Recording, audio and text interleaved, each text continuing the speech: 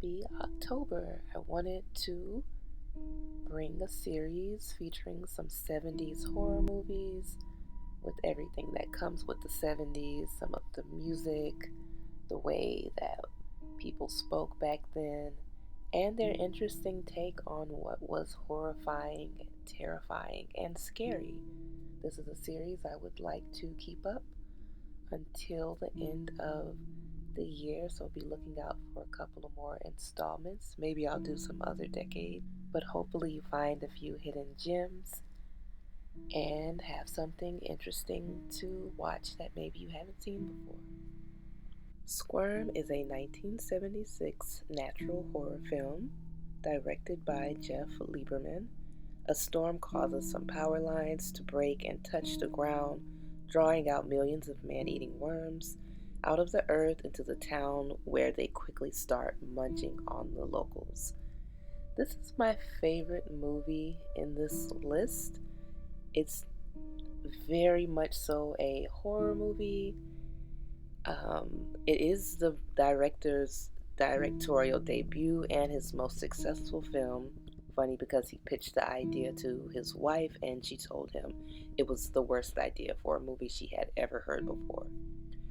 The movie was shot in 24 days and it was inspired by The Birds by Hitchcock and an incident where his brother forced worms out of the ground feeding a patch of electricity to the earth.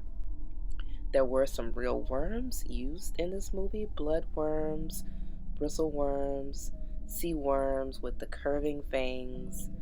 There's some other cool little facts, but I won't spill it in case you get to see the movie and just to enjoy it. But a lot of the scenes were actually shot. This is very much so practical effects. There was a lot of creativity using the worms. It doesn't seem like it has a super high rating, but it's campy fun. I think it's fantastical fun outside of the horrible southern accent. But I enjoy the grit of the movie, the 70s vibes, and it is definitely very graphic in nature. Squirm, I would definitely give it a watch. It's gross, it's fun, it's strange, but it's a good time. The Last House on the Left, 1972, directed by the very well known Wes Craven, also written by Wes Craven. This movie is about two teenage girls heading to a rock concert for one's birthday. They go to try and score some greenery in the city where they're kidnapped and brutalized by a gang of psychotic convicts. You may know this movie by the remake a little bit. The remake is great. This movie is also good. It is very brutal. It was only shot in 21 days. When the movie starts, it starts saying that it's based on true events, but apparently that's not quite true. But the movie itself is based on a European folk legend from the Middle Ages that has not been proven true or untrue. But the movie is shot in a way that it comes off semi-realistic, especially for back in the day, which made it even more terrifying. There are people that went to see this movie that fainted, that had to leave. Even the main star of the movie walked off set and they had to convince her to finish the scenes because she was actually terrified. When the distribution companies released it internationally in Germany, they actually tried to pull this movie off as a snuff film, aka a real murder stage for the camera. It's been banned several times and it was considered a nasty video, but the scenes were cut to get a better rating 28 years after it was banned. The first half of the movie is incredibly hard to watch for me, but in the second half of the movie, everything you had to endure with the characters, the torture, the gore, I think it's worth it because there is redemption to be found. And I would recommend seeing this oldie but goodie. The Little Girl Who Lives Down the Lane is a 1976 cross-genre film starring Jodie Foster and Martin Sheen, based upon a book with the same title. It mixes drama, mystery, horror and what we probably would call today as psychological thriller.